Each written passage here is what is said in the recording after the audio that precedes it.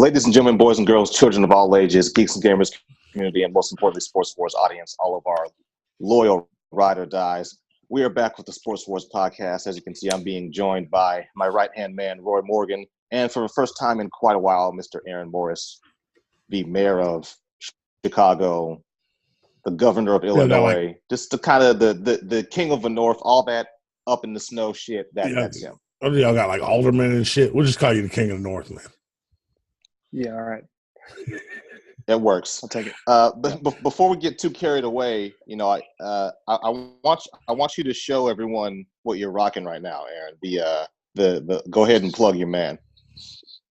My buddy Scott, he's in the group. Scott Erickson, he hooked me up with this. Him and a buddy of his got this cool company. Scott is actually a pretty big time local Chicago rapper, and somebody that he does a lot of work with.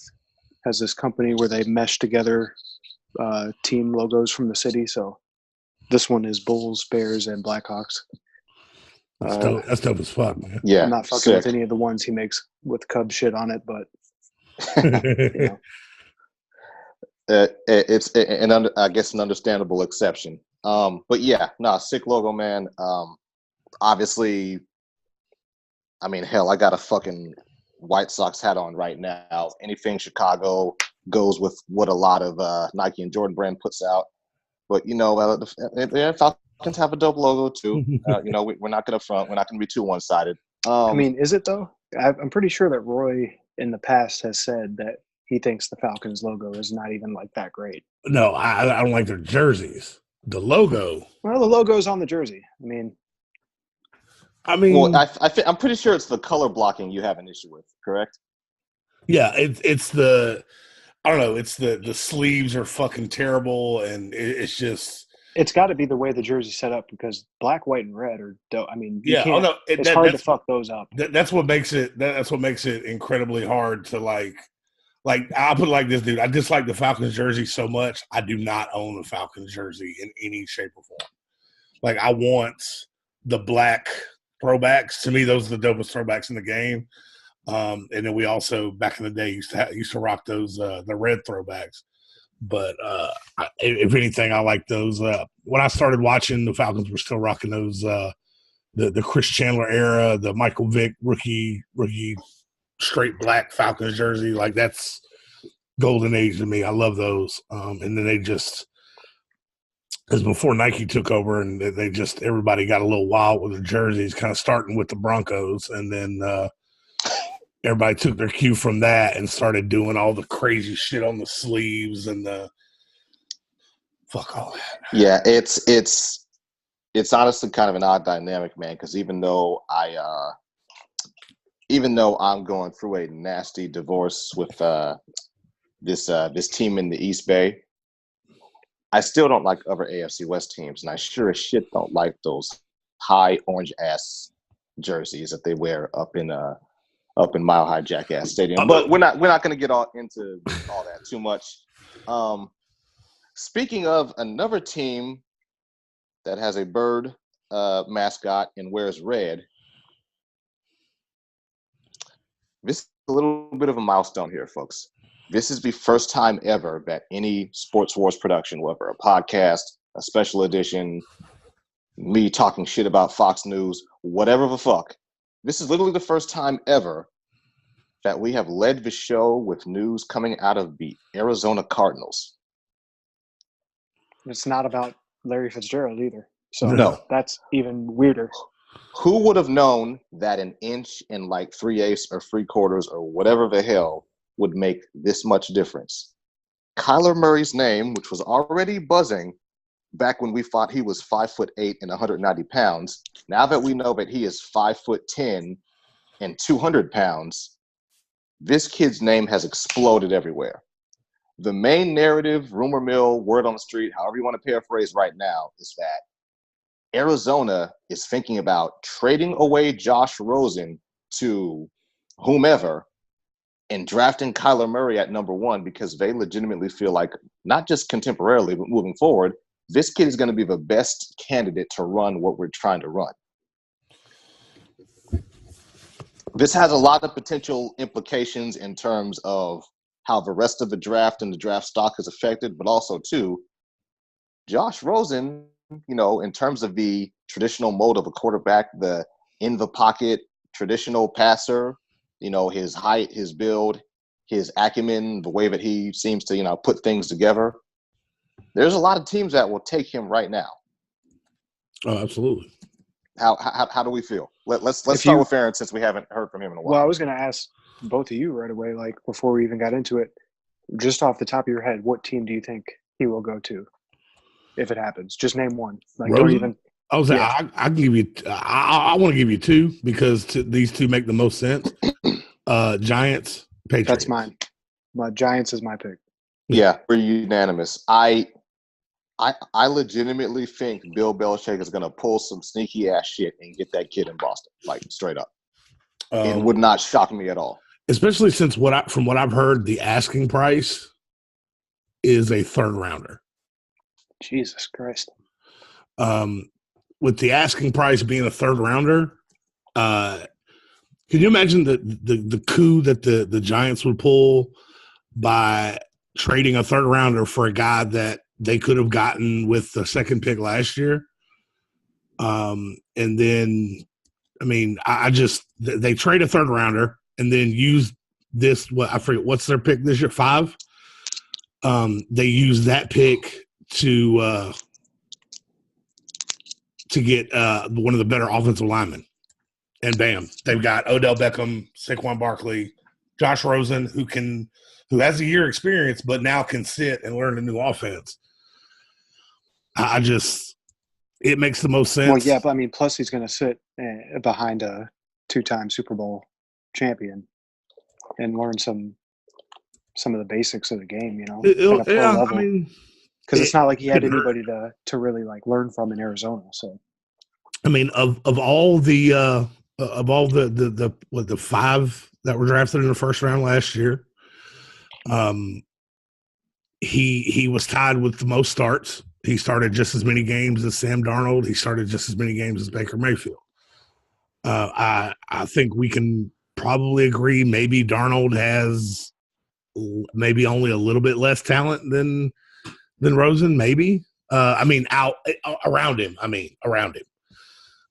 We knew Cleveland was stacked. It was just a matter of what the coach was going to do. Right.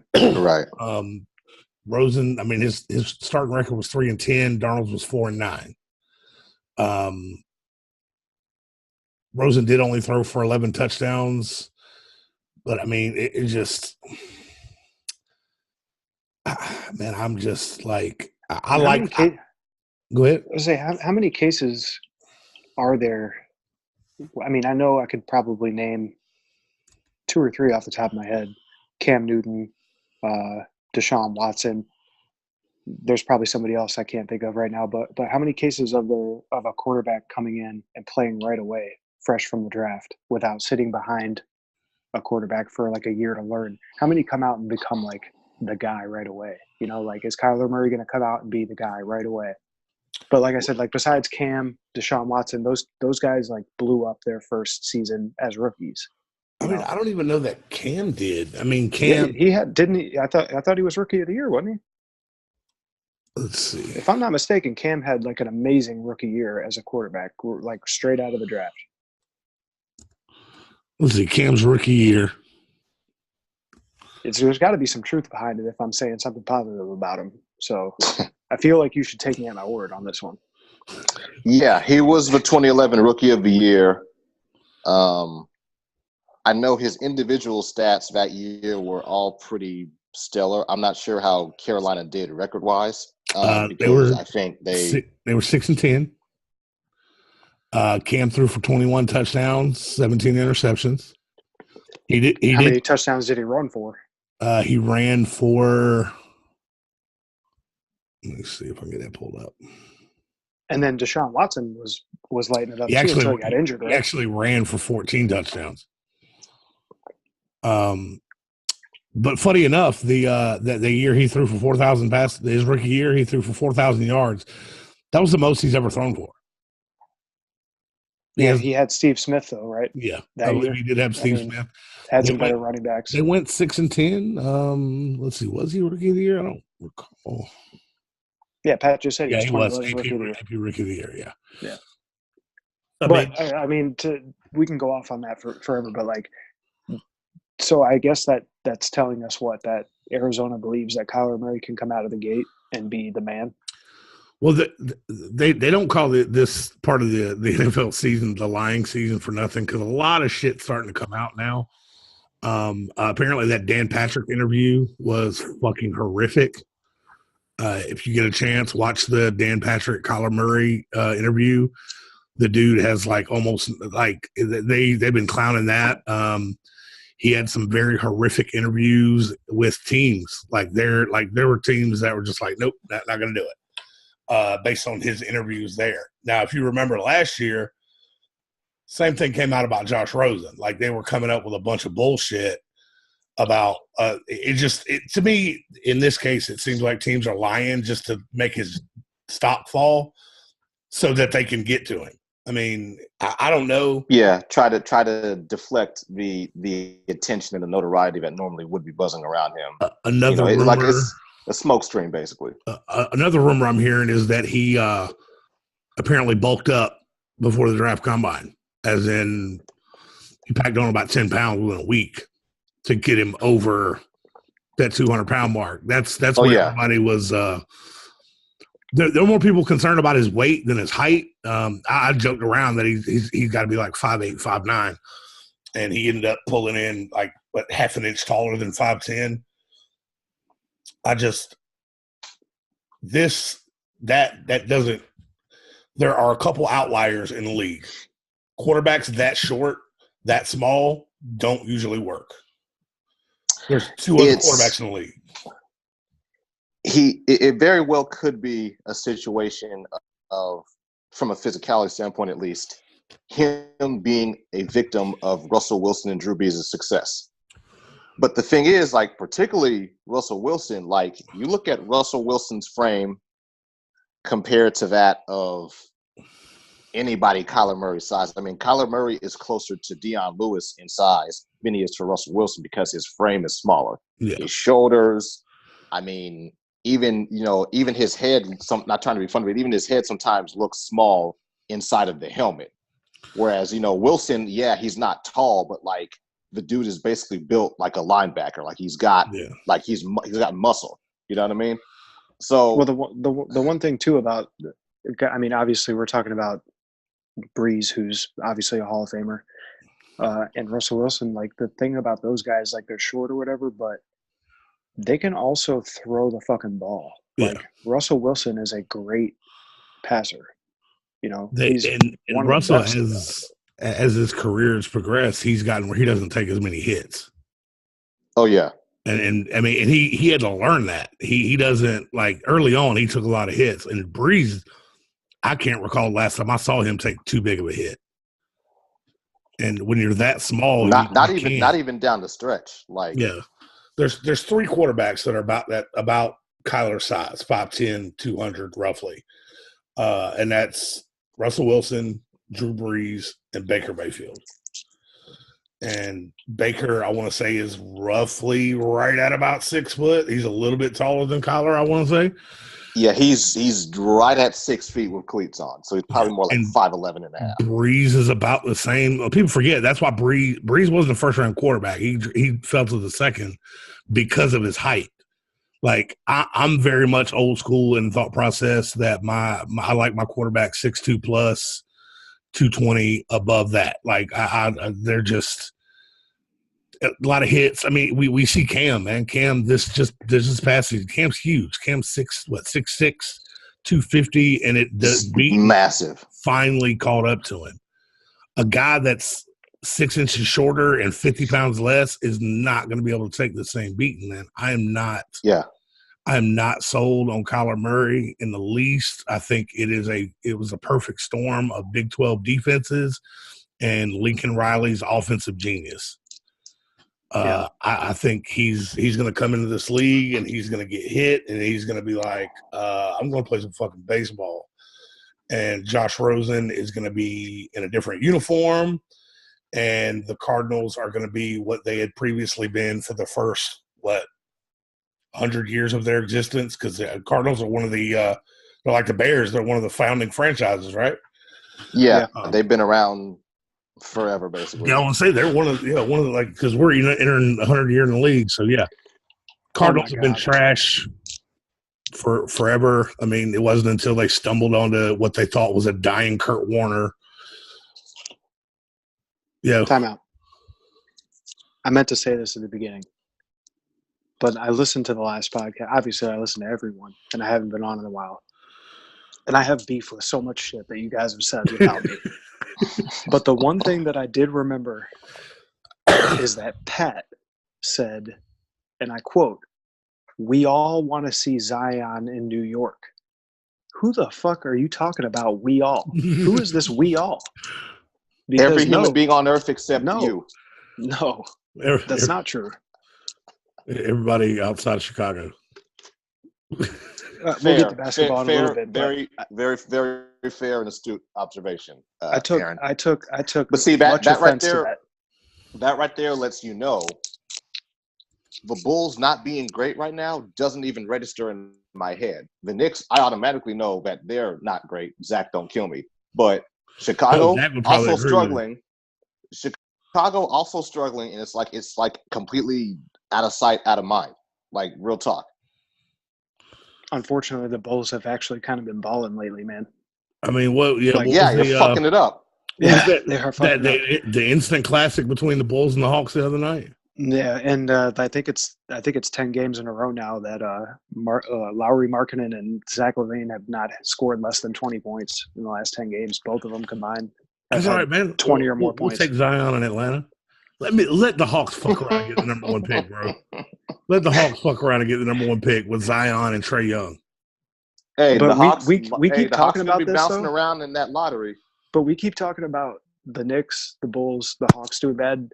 But one thing that none of us have mentioned in quite some time is Cleveland's still at the bottom of the league. Like, I'm pretty sure they have the worst record, right? I was actually looking at that because they have for all of our listeners, if you ever want to go to something pretty fucking fun, there's a website called tankathon.com.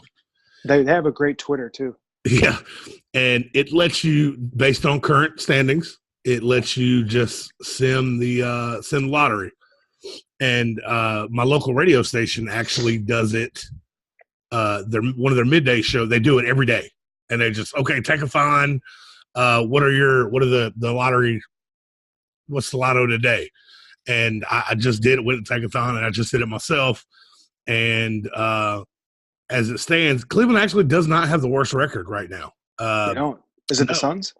Actually, New York. New York is 13-51. They holy shit. Yeah, Cleveland actually doesn't even have the second worst record.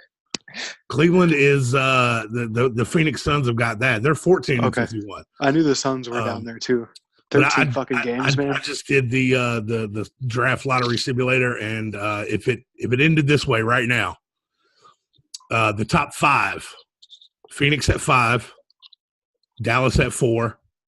New York at 3, Chicago at 2, Cleveland at 1. Atlanta would have the 6th fucking pick. Do you think that what's it called? Do you think that Cleveland takes Zion with that pick? Shit. Why? I mean, why would they would have to, right? Why would they not? I mean, although this is the same team that took Anthony Bennett, right? Because if you just it would be the most Cleveland thing ever for them to fuck around and not take him. Right. If they took somebody else and Zion landed in y'all's lap at number 2, that's. I mean, obviously that'd be the dream scenario. But no matter who's at number 1, if it stayed with the Bulls at the number 2 pick, and Zion goes number 1, I don't think it matters. I think if Golden State was number 1, they would draft fucking Zion. Yeah, but that still leaves room for the Bulls to pick up RJ Barrett, which would be literally the next best thing. Yeah. So you're content with top 2 and Barrett or Zion. You're great, but you prefer Zion. I I slightly prefer Zion because you got to take the chance at somebody that could be a once in a generation talent.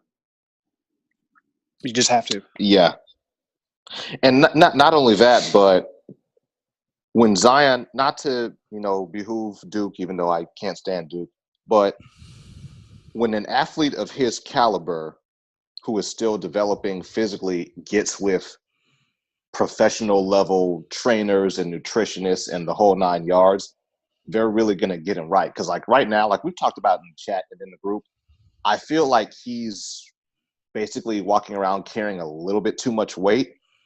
And when you see the nature of how he got hurt, thank God it wasn't more serious than, a sprain. Yep. But it could have been a lot nastier because basically it's like the momentum of his weight went one way and his knee went the other.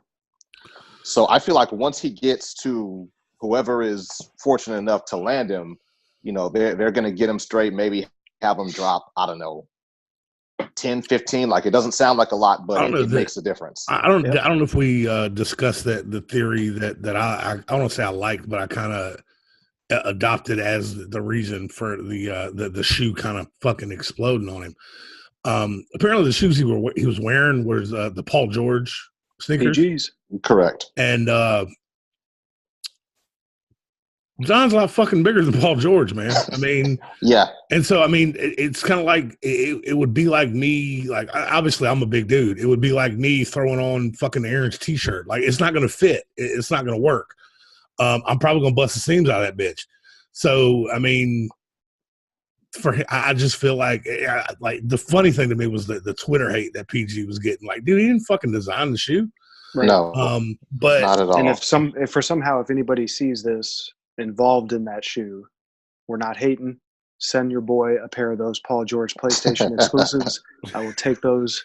I mean, gladly display them. If a shoe is built for a guy what's Paul George? 6'6", 220, 210? I think it's like 6'7", something like that. Okay. For a dude at 6'7", 220, a shoe that's designed to carry that weight is perfect for that guy. You put Zion's big dump truck ass, not disrespecting because he is a big dude. He is a healthy, just fucking monster. You put him in those shoes. I mean, it's like putting LeBron in a pair of Iversons, man. It's not going to work. I don't know, man. I mean, shoes are shoes. And I don't know. We could debate that for a while, but like, I think it was a fluke. I think it was just like a freak thing. Yeah. Yeah. How often do you see a shoe bust like that? I've never seen a fucking shoe bust like that. Exactly. So, I mean, they call them in the Jordan world. They call those factory flaws, right? It's just came with a little factory flaw. 9-year-old got fired over that. Yeah, that's a whole other rabbit hole. But it's funny how Aaron started that off, mentioning New York, because that's actually provides us with a excellent segue to a story that, in my estimation at least, isn't getting as much traction as it probably should be, because we know with the way that the rules in the NFL are just blatantly biased to the offense because of ratings and gambling and fantasy football, like we can put two and two together, right? One of the best defenders in the league just kind of got let go because, well, frankly, his GM is cheap. Landon Collins is a free agent. He has unpacked his locker, said his goodbyes to, the teammates, some of the brass, other than that fucking GM, I assume. And he's on the market. I mean, I look at his the entirety of his season last year. The only time I felt like he really struggled was in one-on-one coverage with George Kittle. And George Kittle is nothing to be ashamed of to have maybe one rough game against. But generally speaking, as a safety who can do multiple things, which we all know is very, very important with modern defensive schemes, a lot of teams should be busting down the door of his agent, whoever the hell that is. I do have to agree. But this year's safety class, free agent class, is thick as fuck. With the release of Eric Weddle yesterday, the surprise release that I don't think anybody saw coming. No, not at all. The top, obviously, Landon Collins is the top safety in this class. Well, arguably, because Earl Thomas is still out there. Did the Bears re-sign? Was it Amos? They haven't yet. Haven't. He's on the market. I think they've got Collins and Amos listed as the top two safeties, but I think mainly because of their age. Collins is 25, Amos is 26. Right. Earl Thomas is 30. Ha Clinton Dix is 26. LaMarcus Joyner is available. He's 28. And then Eric Weddle's 34. So 34, to me, that he seems like he's going to go. Eric Weddle's going to probably end up in a team that is like ready now. I wonder if KC makes that call. Pair him with Eric Berry. They are in desperate need of defensive back help. To me, that would make the most sense. Eric Weddle, Eric Berry together playing safety. That would be. Weddle was a Pro Bowler last year, right? Yeah. So it was purely financial. They're saving $7.5 million in cap space just by releasing him. If I'm KC, I'm making that call. Along with some other calls that they're crazily making right now. But yeah, definitely Weddle. I would like Weddle. I think he's going to be the cheapest of the group. But I agree, Landon Collins he's going to end up. It's funny to me that the two guys that were causing the biggest problems on the Giants defense, a year and a half ago, Eli Apple and Landon Collins are both gone. It doesn't get spoken of often because obviously they're a blue blood, not being ironic, a blue blood franchise. They're very highly respected. Their legacy and their reputation is what it is. But if we're keeping it a buck, the dysfunction, the lack of winning, the just, for lack of a better word, just cheap ass tendencies of the GM. The Giants are like the Raiders, the pre Mayfield Browns East. Like I think it was Cowherd who said in the last 5 years they are like third to last in winning percentage. Like they've been terrible. And when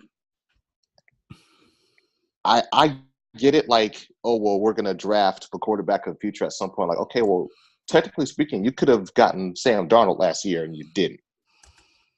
Now it's this issue of, oh, well, maybe we can land Rosen in some sort of trade, or maybe we'll draft what's this kid's name, the quarterback, the tall black kid from coming out of college. Haskins. Yeah.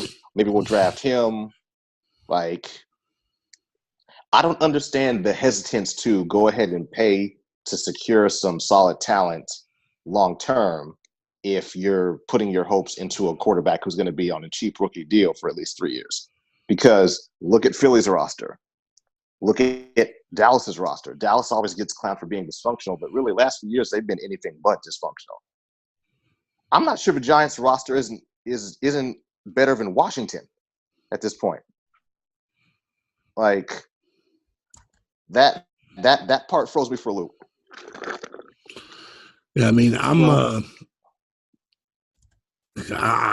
kind of at a loss for words with New York because the talent's there. I know everybody seems to think that throwing Eli in the trash is the answer. Eli wasn't the only problem there last year. That offensive line was horrific. He's kind of trash though. He's not great, but he's not like Bortles. He's not. That's your boy though. You seem to be I seem to think that he can, like he's LeBron James or something.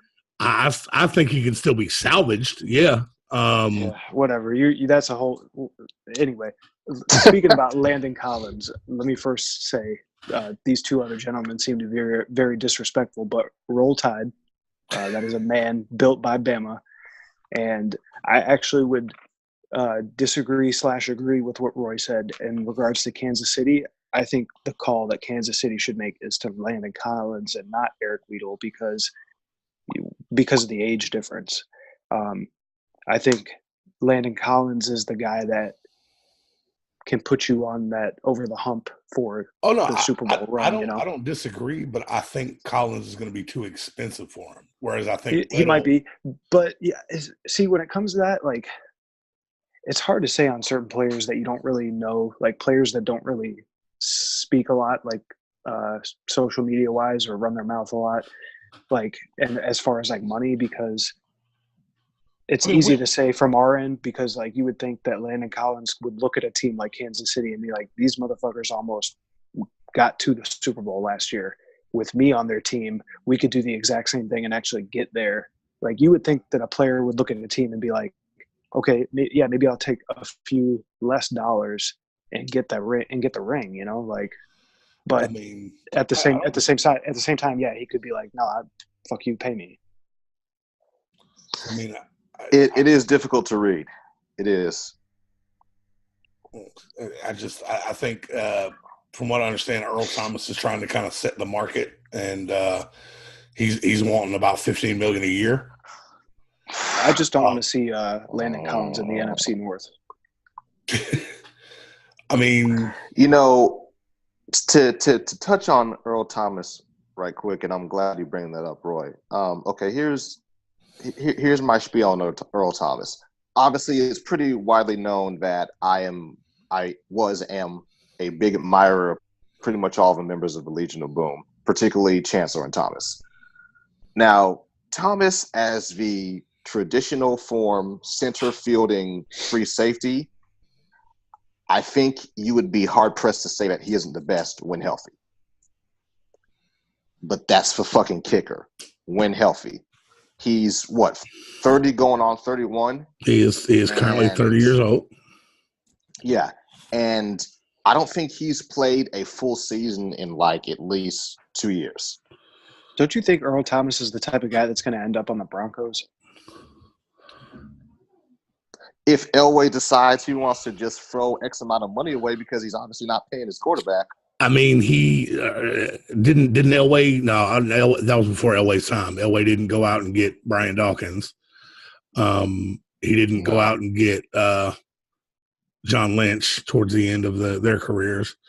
Another thing to answer your question, Earl Thomas hasn't played a full season since 2015. Oh shit! So even longer than I thought. Yeah, he played 11 games in 2016, 14 games in 2017, and 4 games last year.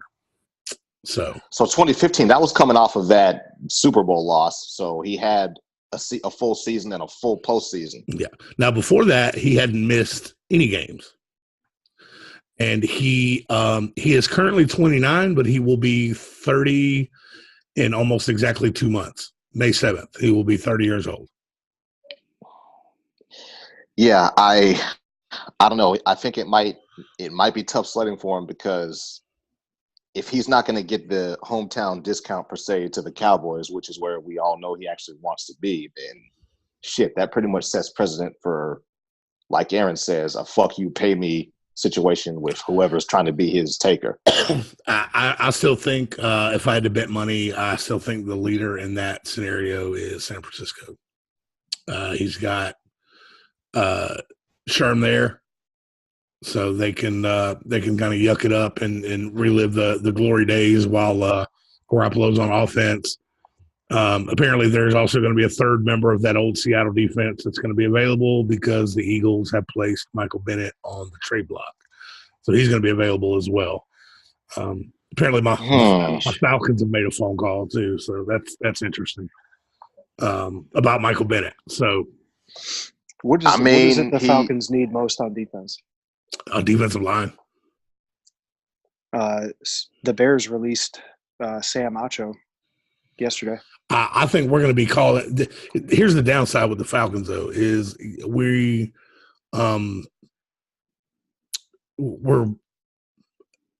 negotiating with Grady Jarrett because right now he's franchised, which means $15 million a year. We're still negotiating so we can get that number down.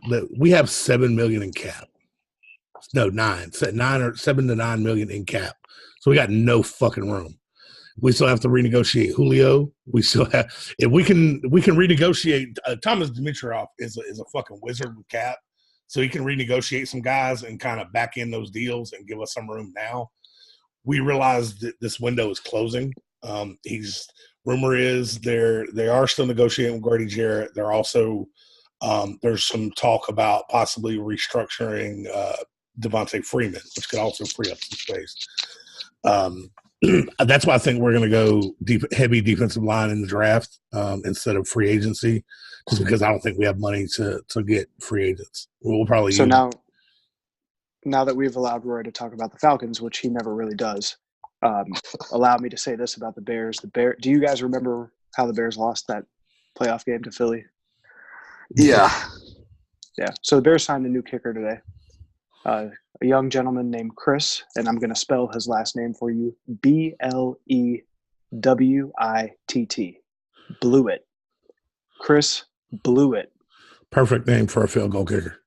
So that's a fucking Bears thing if I've ever seen one. So just wanted to throw that out there. That happened a couple hours ago.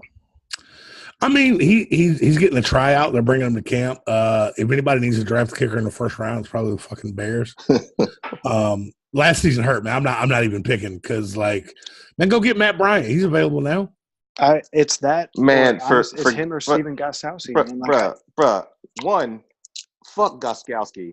Two, not fuck Gostkowski. Fuck his name. Fuck Blewitt, blue shit, blue magic. Put a chokehold on the motherfucker and call it blue dog shit. If he can kick the goal and hit that shit, fuck his name. He made somebody gave me the stat earlier. He hit 55 out of 79 in college. Okay, so the Bears are in the NFC Championship. That's still a lot of misses. That's a lot of misses, dog. That's a lot of fucking misses, dude. 55 kicks. The margin out of 79. error. The margin of error was what? Maybe 4 feet to the left. All right, this may not be a good. If a kicker is your biggest problem, you go out and you sign a Matt Bryant or a Steven Gostkowski. This may not be the best comparison here. Uh-oh. But he said the 55 of 29? 55 of 79. 55 of 79. In Adam Vinatieri's entire career, he hit, let's see, 55, so that's 24. Vinatieri's missed exactly 24 field goals from 50 plus in his 23-year career. Yeah, in 23 years, he's missed the same amount from 50 plus. That's my kid. I was actually conversating with some Bears Twitter report type people, and I said I think they should sign Gostkowski, and they were like, yeah, but you could draft a kicker, get somebody younger for cheaper, to build towards the future. And I'm like, but you get a kicker can last fucking a lifetime. You go get a multiple Super Bowl winning for sure guy if he's available. Dude, or even a Matt Bryant. Matt Bryant's a for sure. They're both in their 40s. They can still play another 5 years. I think the Bears' window for a Super Bowl is right now-ish. I think Vinatieri is actually coming back, and he is 46 years old. Vinatieri is easily the oldest dude in the league. He has never missed from inside of 20. He's only missed 6 from inside of 30, his entire career. Dude, I mean, I don't know what what they're fucking paying him, but it's worth it. Whatever it is. I want to know how many guys that are left in the league whose career started in the 90s. I want a guy like that. I want a Gostkowski. I want a Matt Bryant. I want a Sebastian Janikowski. I want somebody with a Polish last name like that, with a ski at the end, and has been in the league for 20 years. That's what I want. Let's see, Bryant. Hell, I didn't realize Bryant started kicking in 2002. So he's been with Matt Bryant started his career with the 2002. Giants, Colts, Dolphins, Bucks. I'm so disappointed in both you guys right now. Why is that? Because we're talking about kickers? Even in spite of my current predicament, you're really gonna bring up Adam Vinatieri kicks in my presence. I mean, man, I he's been doing it for I didn't bring him up. That's your boy. The pain and heartbreak still there. Any case, Aaron, you mentioned that the most pressing issue for your team is a kicker. That makes you pretty damn fortunate because the most pressing issue for a team that had a flash of success and then it all came crashing down was their quarterback.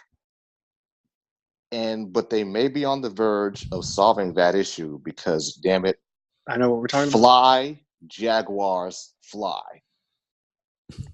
You're not talking about the salvageable Blake Bortles, are you? The Super Bowl MVP of season before last, because the fucking motherfuckers won it this year. Nick Foles is more than likely headed to Jacksonville. How do we feel? AFC South, loaded defense, decent pieces around. Fournette hopefully coming back fully healthy, because when he was healthy, he was bullying people. Can Foles make some noise and do? I mean, I think we all kind of saw this, right? Yeah, I mean, Roy thought it was going to be either them or Miami, but fucking Florida either way. Yeah. Right. I mean, I think we all, yeah. But, I mean, the defense is still good. They didn't play as good as they did 2 years ago last season. But, yeah, man, Fournette got to play a whole season healthy. And no matter what, I still think that they had that one – I can't remember that kid's name, man. They had that one receiver that really showed some skill last year. But – you're talking about the dude who went to Dallas? Did Westbrook? No. Was it Westbrook? Yeah, I think he was a rookie last year. He was the one they drafted in the second round at Something Oklahoma. Like that. He was like one of Baker's like favorite targets at Oklahoma. So why not? I mean, you got Nick Foles, a good running back if he can stay healthy, a great defense as long as they stay put together, stay healthy, and you're kind of lacking at tight end and receiving. That's their biggest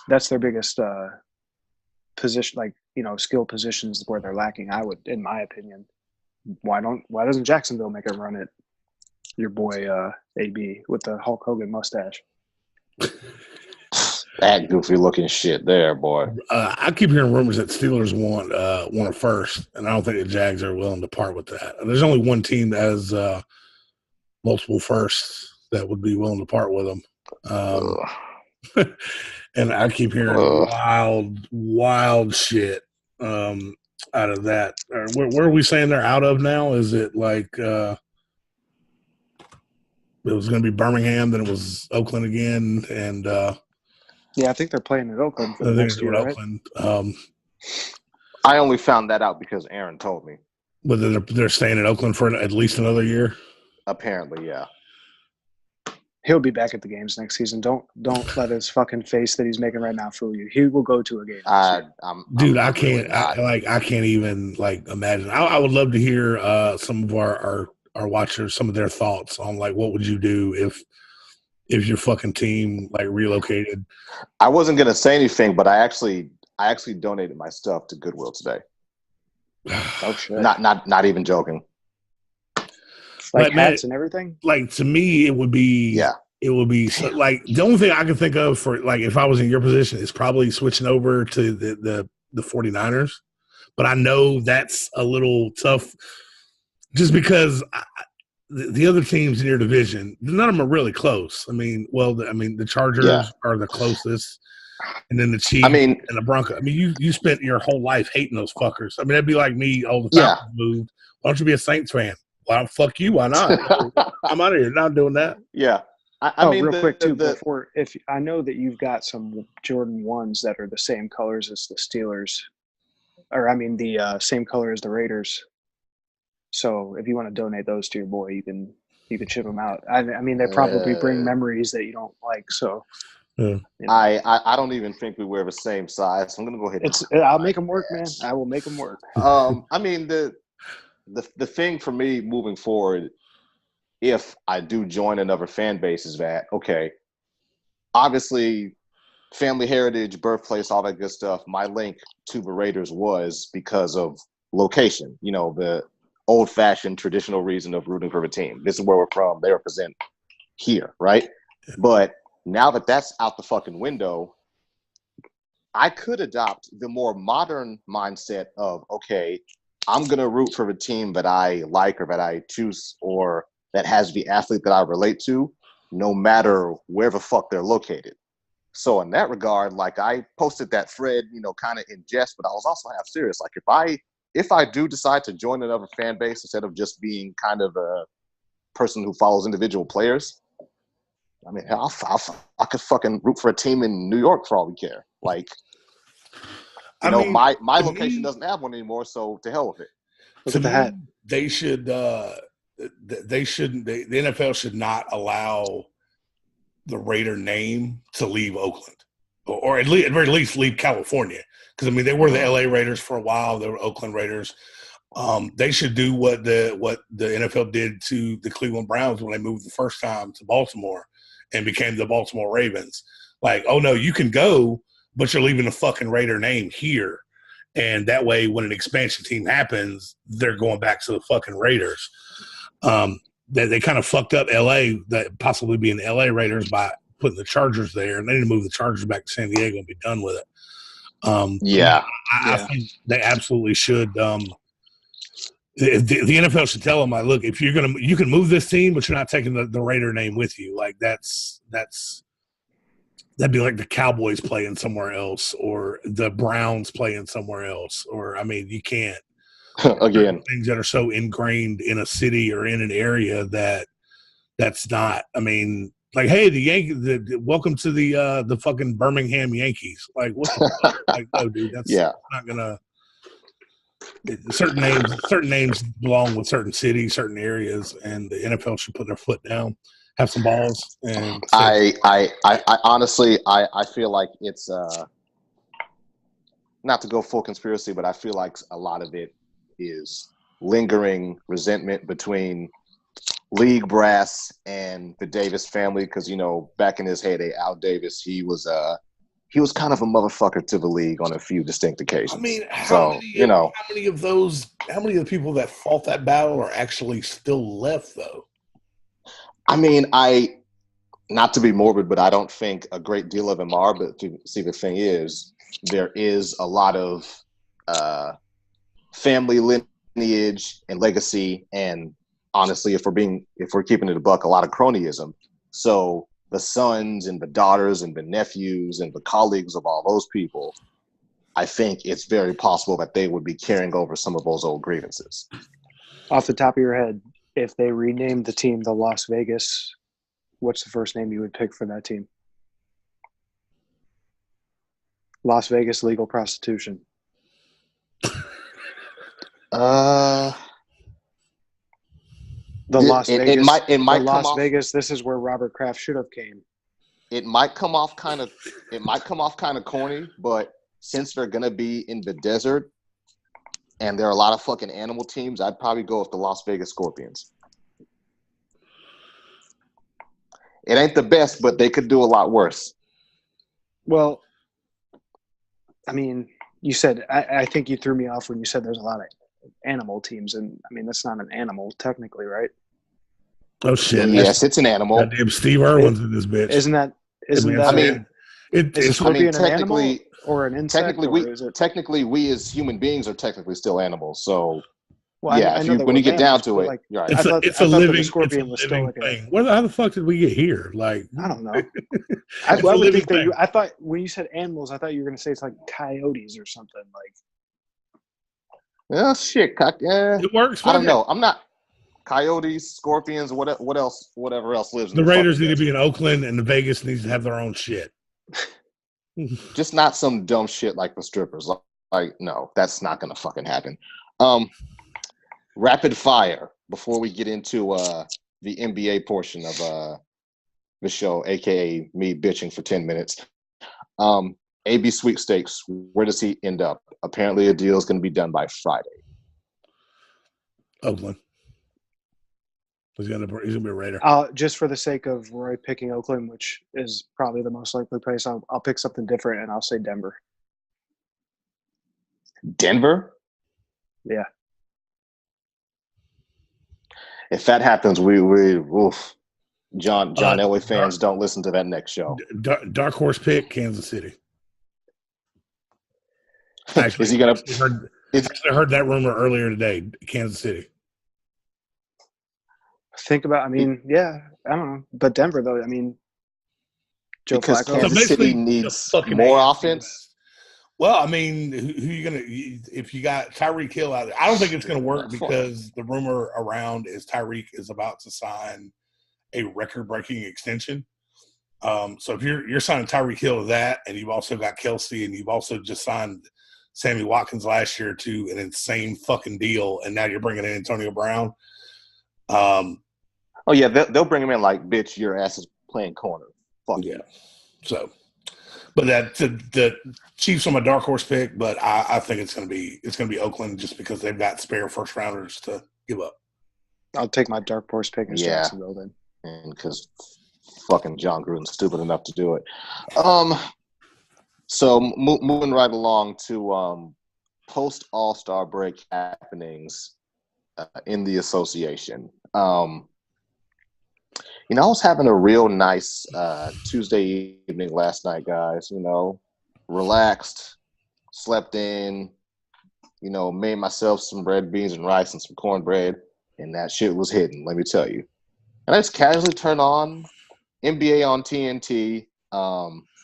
This whole alternate panel of commentators doesn't really do it for me, but they're not terrible. Whatever. We'll deal. And it's my Warriors at home at Roracle in Oakland against a team from all fucking places, the Boston Celtics. And they proceed to waltz into Oracle and ever so casually beat the fuck out of us by 33 points. Now, caveat, Klay Thompson is sitting out. It's not something major, but obviously want to keep him right for the playoffs. We couldn't buy a basket down the stretch to go on top of the fact that we couldn't buy a basket in the first half. Boogie started to get a little unhinged towards the end there. The frustration was palpable, although homeboy from the Celtics was flopping a little bit. Sorry, I'm just calling it straight down the middle.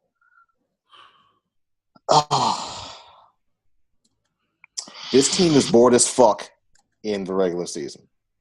That's and as far as Celtics fans go, slow clap. You whooped our ass at home.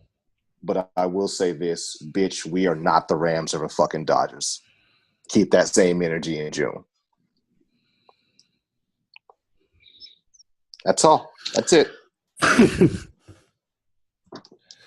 I mean, I was a little surprised to check the scores this morning because if others don't know this, I'm on the East Coast, so I'm well ahead of everyone else. I don't get a chance to catch many West Coast games, Lakers, Warriors, not unless they're playing on playing against. I don't know who's good on Boston. If it's in Boston or Chicago, or I don't get a chance to catch many West Coast teams. So I was a little surprised this morning to wake up and see that Boston had essentially carpet bombed Golden State. So that was and then the Boogie getting a little chippy, as he is known to get. And then also some of the responses from the KD grumbles are coming back. Some of the interviews with the interviewed Kerr, and Durant just came out and just I don't agree with what he said, like straight up, like it's like holy shit. So it's so sorry, Pat. I know we say this like well, this is actually the first time I think since earlier this year the cracks are kind of starting to show. KD to me is not a guy who can spend a lot of time in the spotlight, not like Curry or other players. He can't. He seems to crack under too much for too long. That's why I think he's. It's funny to me that I think he's gone. He's leaving Golden State for I don't want to say a smaller spotlight, but definitely one that's not a championship spotlight. I think he's going to go elsewhere, whether it be the Clippers or the team in New York.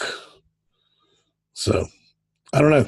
I thought it was very interesting to see the kind of the fallout of a game that I was actually rooting for Golden State. I wanted Golden State to get I wanted them to go like biblical on Boston last night.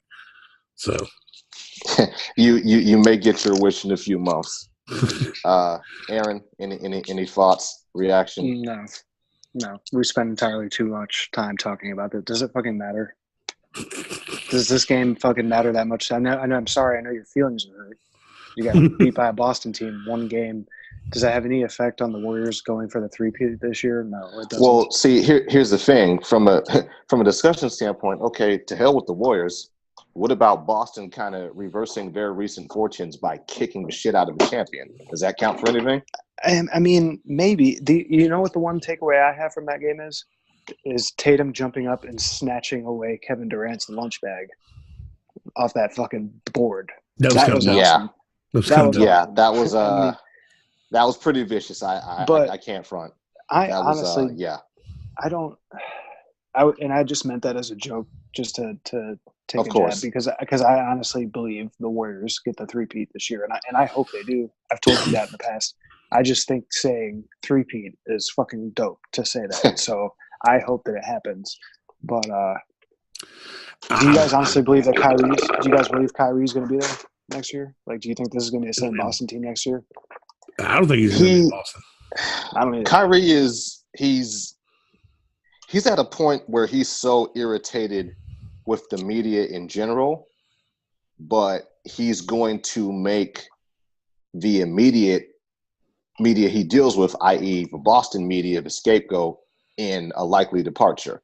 My whole thing is like, if he goes there and if KD go there, and I think obviously I think the world of both of these guys, but they both have rabbit ears and they're both a little bit more on the sensitive side.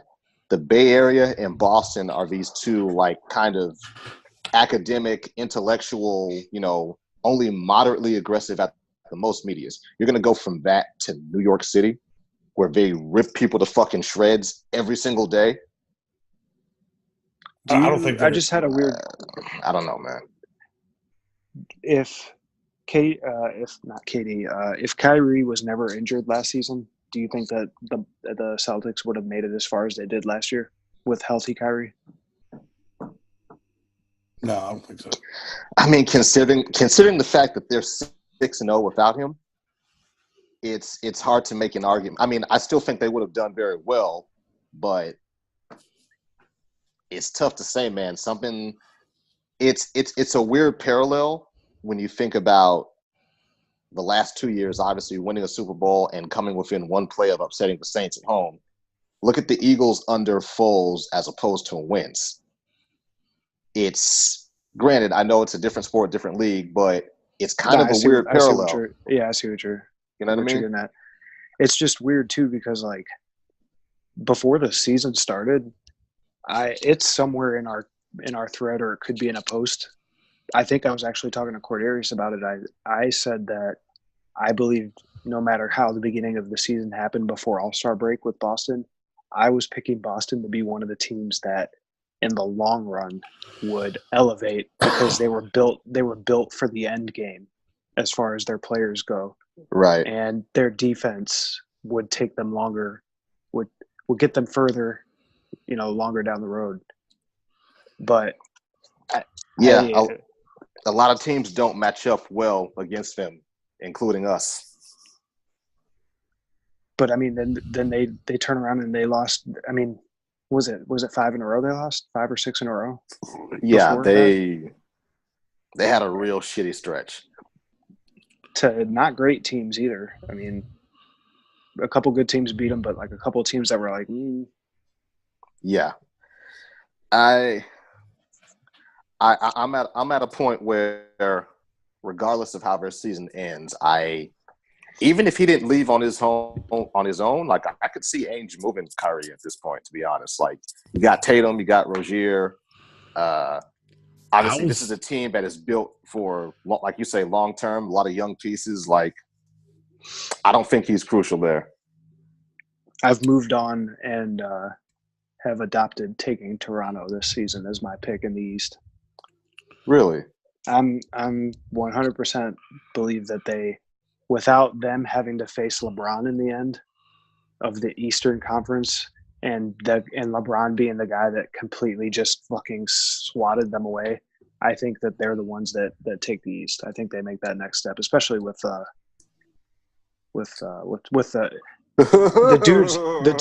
dude is, it's 2019 and he's rocking straight backs. Like that's the fucking most hardest shit. Like I would never cross that dude in real life. Like that's how you know yeah, he's dead serious. If you still have fucking cornrows past fucking 2010, and not even like designs, not zigzags, none of that shit, straight just back. Like he's not playing games, man. Yeah, he might have some hardware in his pocket. Just saying. I mean, if I'd be curious to see who you guys have coming out of the East. So,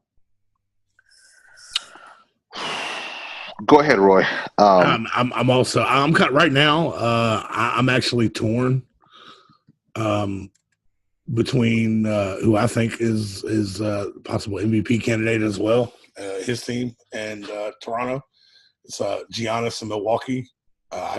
Milwaukee is balling the fuck out, and I don't think it's because they're more talented than anybody else. I think that what they do works, and the pieces fit around Giannis.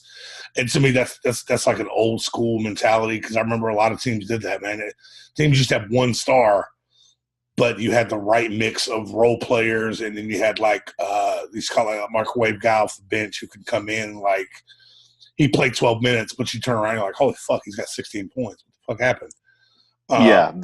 They all those guys, but just the way that they play on a night-to-night basis, they facilitate themselves basically, and of course through that they facilitate Giannis.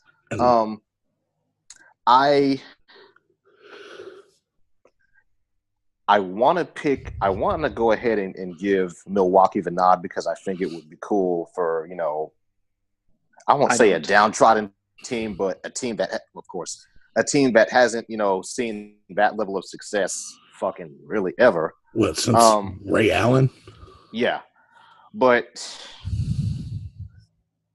post Tobias Harris, Philly's looking really fucking serious to me. I think that was one of the more savvy trade acquisitions that we've seen in a pretty long time. And I think if I'm not 100% sure how they would match up in terms of current standings if everything ended today, but if they can manage to avoid or get past Boston, I think Philly stands a very good shot to kind of punch people in the mouth and get hot right at the right moment. I'm curious to see if you're 100% right, Pat, on why you think that I wouldn't want to see Milwaukee win. I don't know. I just randomly guessed. It's not like you have this long history of disliking things out of Wisconsin. No, not at all. But that's not the exact reason, though. Okay, well, I'm wrong about something for a millionth time. What? No. It's. I mean, you're right. But at the same time, if I'm not mistaken, doesn't Aaron Rodgers have partial ownership of that team? Wow. It goes that deep? It's that deep, dude. It's that deep. You don't see him sitting on the fucking sideline at the games? Yeah, no, he's there. His ass is there in that same leather jacket every other night. Yeah. Yeah. He's partial. I don't think he's I don't know the percentage, but he's partial owner of that team. He is part of the Bucks ownership group and has been since April of 2018, last year. And that's a shame too, because I think Giannis is a fucking straight G, man. Like, I love watching that dude play. But it is what it is. It's not the Packers, really, but I mean, just the fact that he's part of that team somehow, like, it's just it's not the Packers, but it basically is. Yeah. It basically fucking is. Cheese eating fuckers. Because if you think about it, if they somehow won an NBA championship, he would be getting a ring. Oh, he'd be on the fucking floats, all that shit. But just the mental image of that makes it's the only other ring he's going to get for the rest of his career. Ain't that the truth? But I know, Pat, you mentioned some of the matchups you were wondering about in the East. Right. If they ended right now, if the season ended right now, first round would be Bucks versus Magic as the 1 versus 8. 2 versus 7 would be Raptors versus Nets, which could be a very fucking fun series. 3 versus 6 would be Sixers versus the Pistons, and 4 versus 5 would be the 4-seeded Pacers, so home court, versus the 5th-seeded Boston Celtics. What's funny is that that Pistons, who was it? Pistons Philly? Sixers, yeah. Yeah, that'd be a fun game too, man. Yeah, that's why I think LeBron going west is probably the best thing that's happened to the Eastern Conference playoffs, because this shit is going to be it's going to be fun this year. I don't think we're going to see – we maybe get a sweep or two in the first round. I mean, I think whoever you – what is it? Milwaukee sweeps Orlando, right? Yeah, I mean, definitely. I mean, that's a possibility. I mean, I could see it, definitely. They should. Orlando, barring health. Orlando could steal a game at home, or because, I mean, and they're not even guaranteed a playoff spot. Look at the playoff percentages right now. They're at 52%. They have a 52% chance of making the playoffs. If Orlando were to sneak in, I would maybe give them a buzzer beater to take it to 5 at most, but beyond that. But I do agree that Piston Sixer series has the it's funny because that could be like an old throwback series. That shit, there's a lot of history there. Philly and Detroit. Yeah, that's gonna be well, it ain't gonna be an overt amount of freeze. I'll give you that. There's gonna be a lot of low post in the paint. Yeah. Am I the only one that every time the Detroit Pistons are mentioned, I always think of Chappelle Show when he was riding in the car and rolled the window down? And all the smoke comes out, and he said, "Rasheed Wallace." Hey, smoke weed every day. Yeah. But yeah, man, I think the Eastern Conference playoffs are going to be a fucking blast this year, and I'm really looking forward to it. Looking forward to not being in it. Yeah, well, I mean, we're definitely going to be covering the NFL draft heavily. We might as well cover the NBA lottery too and see how that whole thing shakes out. I don't know if you guys saw. So people can basically come back to this episode and listen to it to see if we actually were fucking accurate. Yeah. Did you guys happen to see any clips of that Bulls-Grizzlies game a couple days ago? They had Joakim Noah out there looking like it was 2014. He was just slamming on people. Like, that's how bad the Bulls were playing that game. But yeah, is he back with the Bulls? No, he's with Memphis. He's a Grizzly. Fucking son of a bitch. So, gents, as we wrap things up, this is the segment where you can, well, if you're Roy, you can do a shitty shout out. If you're anyone not named Roy, you can get something off your chest. So I'll go ahead and let you guys go at it. Shit, I kind of came unprepared for this, but shout out to Chris Blewett the new kicker for the Bears. Hell of a name. Shout out to you guys for, being back once again on this. It's been a while, so now John can't call me a bitch for not using my phone to do it. And that's it. Actually, that's my shout out to John. John's a little under the weather. Check us out on Twitch, twitch.tv/gamingwithgeeks. He's letting me stream in his absence while he's out of commission for a few days. So that's yes, definitely give that a look, folks. Yeah. Mr. Roy, I actually don't have any shitty shout outs this week. Nobody pissed me off. Can I give you a shitty shout out? What's Can I that? give you an on the spot one? Sure. Cole Beasley saying his tweet saying, I guess slot receivers grow on trees. Why, yes, Cole, they do. They do, Cole. You're expendable. You're replaceable. But I actually just want to shout out to John, man. I hope you feel better. Thanks for everybody listening. I actually just want to keep 100 this time. Thanks for everybody listening. Thanks for taking your time out. We don't get paid for this. We do it for fun. We like talking shit. We like talking sports. Tune in to the Twitch channel. Aaron and John are doing their thing. Check us out on Instagram, Twitter. If you piss me off enough, I might respond on Twitter. I created a Twitter account because a dude said some dumb shit and I had to respond to it. I'm not usually on it. I'm usually I may scroll through it just to see what nonsense is on there.